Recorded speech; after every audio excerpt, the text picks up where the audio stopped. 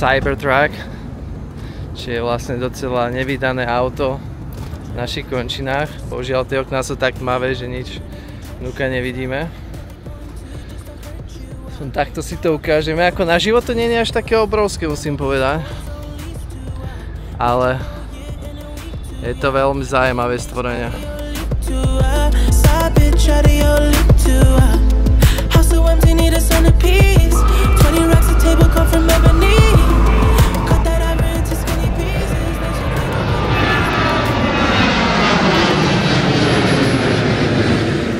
Tak na to, aby sme mohli objavovať podobné miesta ako je Key Biscayne alebo Miami Beach, kde si pôjdeme spolu zacvičiť, potrebujem byť mobilný a preto som sa rozhodol požičať si auto. Auto som si požičal priamo cez Uber. Oni teraz spolupracujú s aplikáciou Turo. Turo je niečo ako Airbnb pre auta. Priamo v aplikácii Uber si vyberete deň, na kedy to auto potrebujete. Následne si vyberete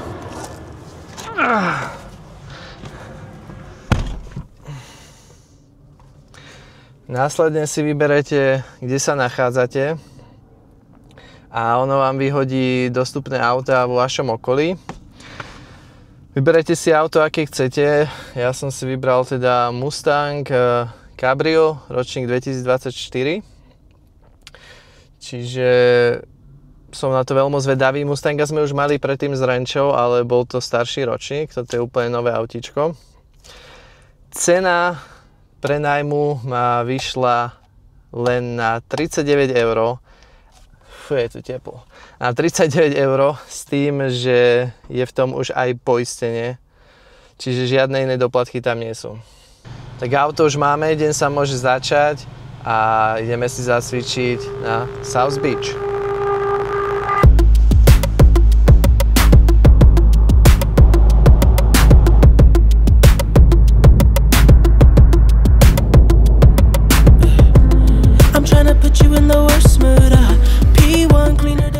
Takže ja už som na South Beach, ale po ceste na Muscle Beach som narazil na Ross. Je to obchodiak s vecami hlavne, majú aj nejaké potraviny, ale hlavne veci, kde sú značky ako Michael Kors, Calvin Klein a podobné značky za úplne výpredajové ceny. Povedal by som, že sú to staré kolekcie. Tie ceny sú polovičné. Potreboval som šlapky, tak som tam išiel zbehnúť. Už mám šlapky, tak môžeme ísť na Muscle Beach.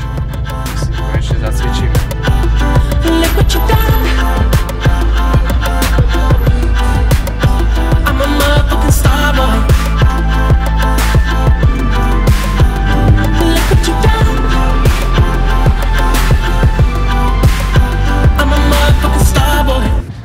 Tak vítajte v South Beach, mojej obľúbenej časti, konkrétne Muscle Beach. Pamätám si, keď som tu bol pred niekoľkými rokmi a jediné, čo tu bolo, tak to bola jedna hrazda a decid.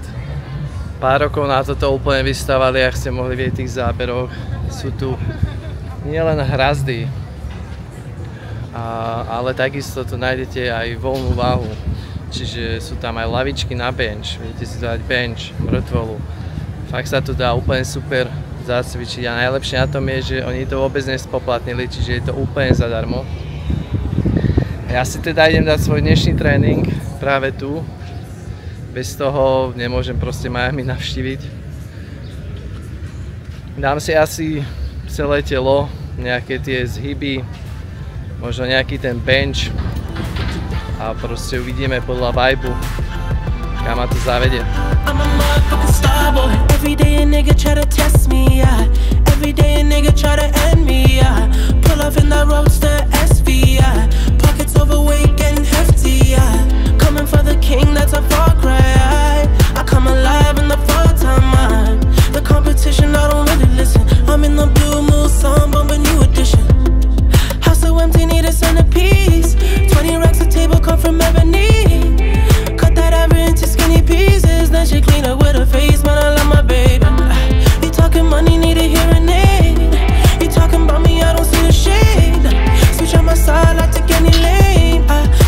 cup, I kill any pain.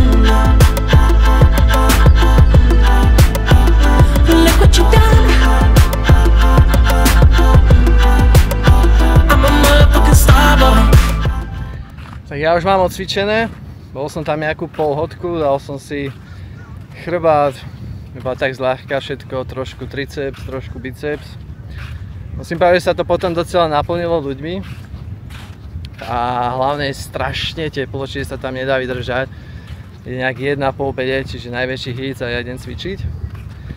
A už som teraz na pláži, to je hneď za rohom, vlastne tu ako môžete vidieť je iba taký krík a za tými kríkmi je hneď pláž. Tu hezky fúka, tam vôbec nefúkalo u Muscle Beach, čiže tu je to príjemnejšie. A vítajte teda na South Beach.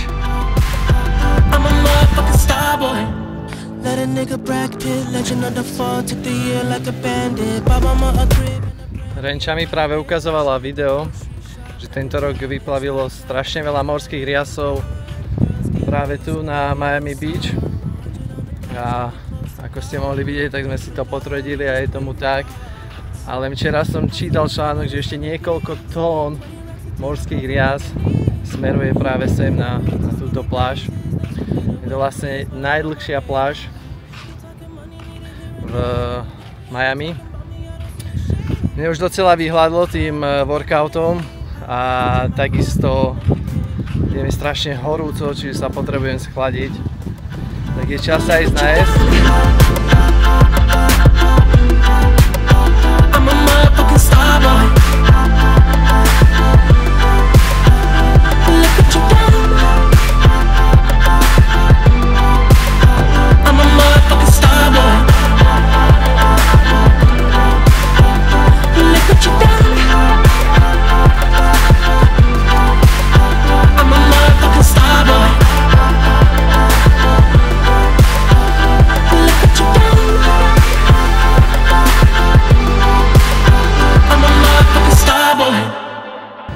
Tak ja už som hezky naobedovaný.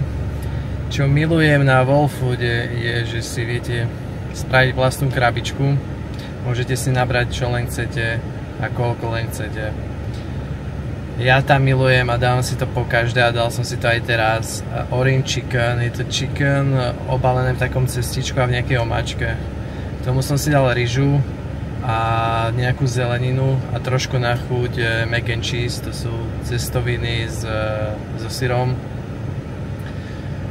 Ak by vás zaujímala cena, tak jedlo stálo približne okolo $15. Je to podľa váhy, čiže koľko si nabaliť, koľko si naberiete, toľko platíte.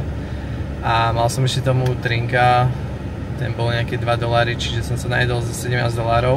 Nie je to málo, ale Wholfood nie je žiaden lacný supermarket, skôr si dajú záležať na kvalite surovín.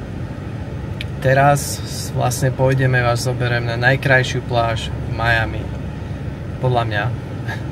A je to Crandon Park, ktorý sa nachádza v Key Biscayne. Máme to približne, keď sa na to pozerám, nejakých pol hodinu, lebo je zápcha. Je to iba nejakých 23 km, čiže to nie je ani moc ďaleko. Neviem, či sa tam dá dostať nejakou dopravou, preto som si prenajal aj auto. A keď vám to ukážem, tak tu môžete vidieť na mape, kde sme my, Miami. Tu je Key Biscayne a tu je ten park.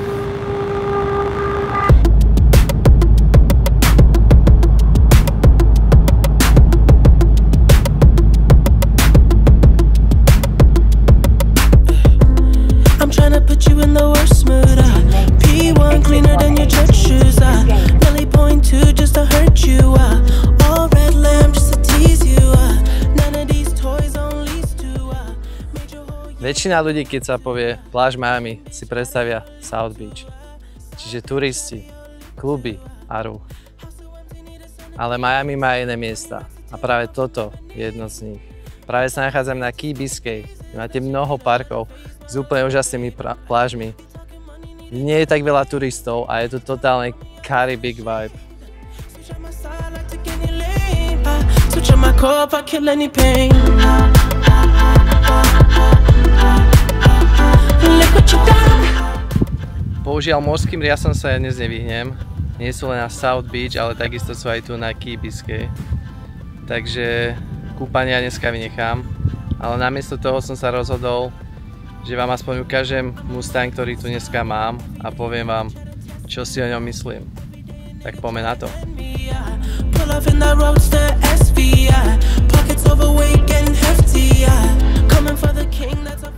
Tak ahojte a poďte si so mnou pozrieť Mustanga. Je to Mustang, ročník 2024, obsah motora, netuším. Bohužiaľ to tam nepísali, nemal som čas sa pozerať do dokumentov, tak možno to spravíme spolu. Prvé, čo som si chcel vyskúšať, dneska som to ešte teda nerobil, je zodvihnúť si strechu. Tu máme interiér, je to celé také vrzgavé na to, že je to ročné auto. Ďalšia vec interiéru, čo ma docela zaujala, teda nezaujalo, ale dostala je to, že síce to celé vrzga, ale ten predok je úplne ako má Bavorák.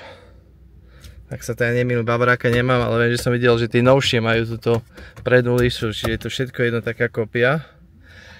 Poďme teda k streche, ja si myslím, že to takto je manuálna, čiže to musím potočiť. A ne, aha, iba odomknem. Následne si musím naštartovať.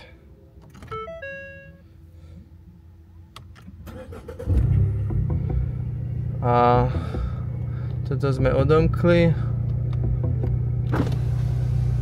A je opačne. Ona ešte asi zamknutá, ale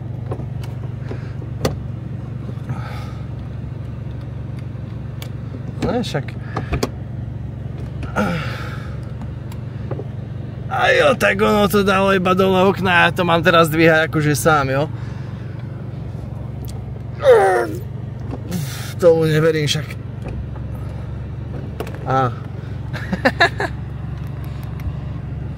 Tak ono stačilo dať gombík opačnej strany. OK, tak to bolo docela simple, to ma prekvapilo, ja som sa bál, že to musí celé manuálne. Môžeme si ho pozrieť. Vyzerá lepšie takto, bez tej strechy. Takže takto vyzerá bez strechy. Musím povedať, že je to hneď zaujímavejšie. Kokpit vyzerá tiež v pohode. Máme ešte spredu.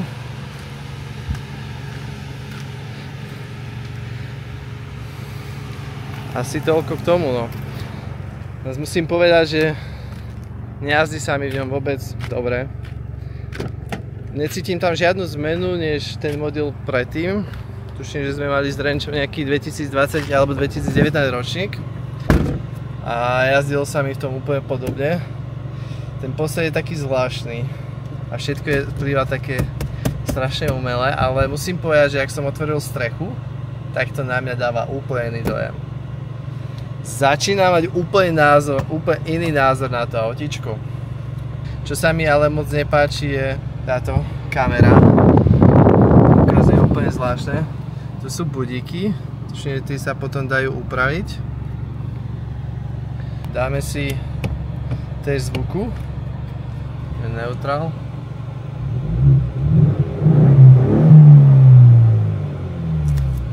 Nič. Čakal som ten zvuk lepší, keď dám dole tú strechu. Tak to ma docela sklamalo. Čiže kebyže mám možnosť si kúpiť Mustanga, tak by som do toho nešiel. Musím povedať, že sa mi zapáčilo teraz bez strechy, ale to asi aj preto, že 6 hodín večer som v chladku, čiže už nie je horúčava. Cez deň si myslím, že by to bolo hrozné, doslova hrozné, keďže sú cez 30 stupňov, to slnko úplne peče. Čierne sedačky nie sú ventilované, tak si to neviem vôbec predstaviť. Ja ho už budem dneska večer vracať. Mal som ho vrátiť večer o 10, ale z toho slnka som docela unavený, čiže si myslím, že pôjdem teraz priamo vrátiť to auto, potom si zoberiem taxík a domov sa navečerať a chillovať. Buď sa vám dneska ešte ozvem, alebo to bude na dnes všetko. Ahoj. Now she hit the grocery shop looking lavish. Star Trek roof in the Wraith the Con. Girls get loose when they hear the song.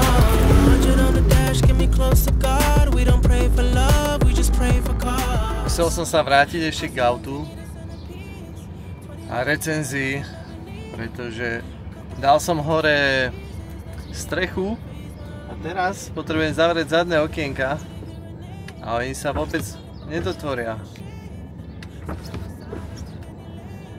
To druhé je na tom trošku lepšie. No to už je docela dovreté. Ale musím teda povedať, že je to riadna. Asi tam budem musieť ísť ručne. A ak sa nemýlim, tak podobný problém sme mali s Mustangom aj predtým, keď sme si požičali tú staršiu verziu. Čiže aby sa mi to v kuse dialo, keď si chcem dať dole strechu, hore strechu, tak je to totálne nepraktické a vôbec neodporúčam Mustanga.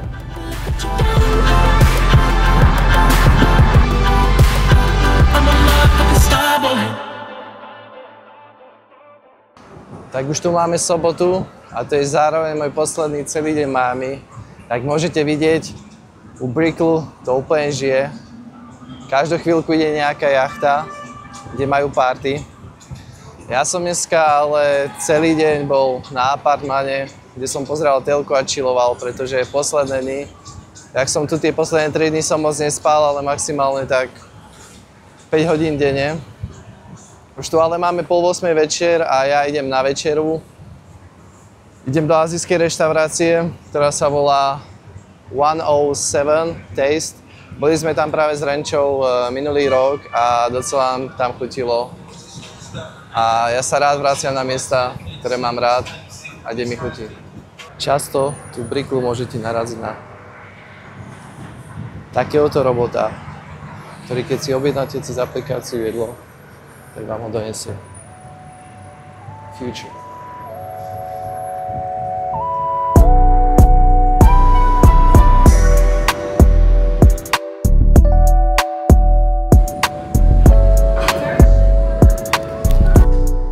Toto bola moja večera, nejaké nudle s kuracím mäsom, napitie kola. Večera ma vyšla na $26, s tým, že v Amerike musíte ešte dávať tips. Minimálne 18% alebo 25 či 35 mali na tom termináli, kde platíte kartou na výber. Tak dokopy ma to vyšlo $27,50. Ako môžete vidieť, medzičasom sa vonku už zotmelo. Tak si môžeme pozrieť ešte večerný Brickell.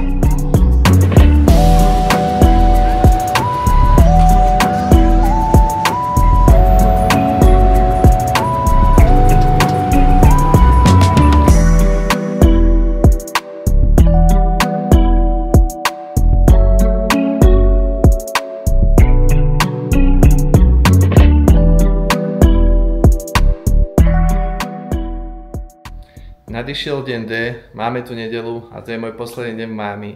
Akurát mám 12 hodín, čiže musím odovzdať apartmán. Mal som mať check-out o 11:00, poprosil som ale o neskorší check-out, kde mi vyhoveli o 1 hodinu, keďže o 3:00 už majú iných hostí, tak ma tu nemohli nechať skôr.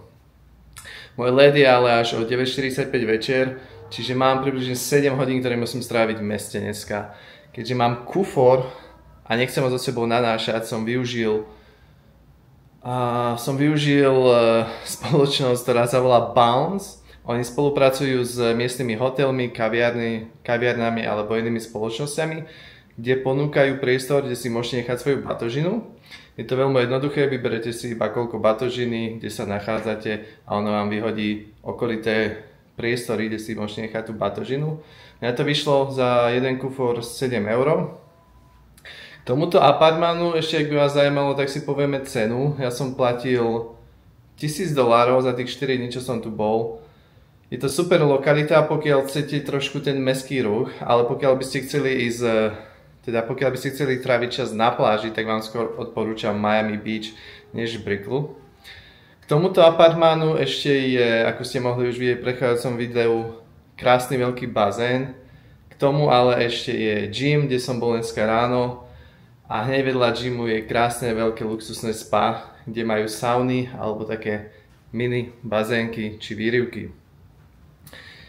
Ja teda už pôjdem do downtownu, kde si zhodím svoju batožinu a následne si ukážeme trošku downtownu. Poďte spolu so mnou.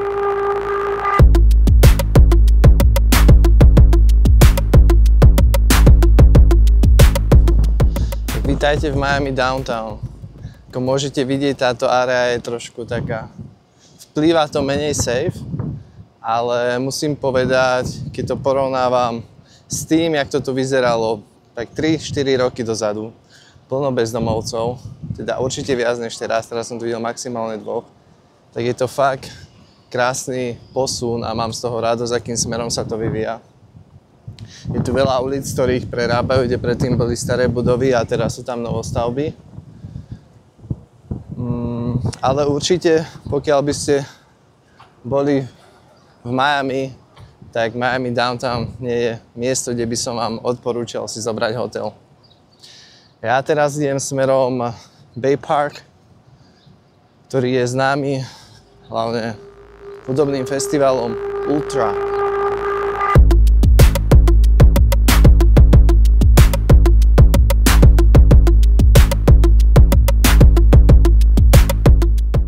Ale ako náhle prídete už v downtowne ku Bayfront Parku, tak je to opäť pekne čisté a cítite sa úplne bezpečne. Ten pocit trošku toho unsafe, po našom, neviem jak to mám povedať, že sa necíti úplne bezpečne. Môžete cítiť vnútrobloky toho downtownu, ale ako som vravel, vyvíja sa to dobrým smerom a vyzerá to tam len lepšie a lepšie. Tu v Bayfront Parku je docela veľká také obchodné centrum, ale je to skôr také outdoorové, oni to volajú market. A práve tu za mňou, teda predo mňou, teraz za mňou, sa koná Ultra Music Festival.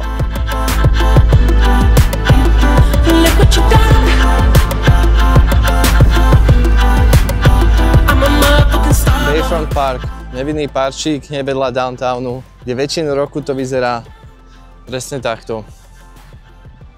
Ale na 3 dní v roku, raz do roka, sa to zmení a vyzerá to takto.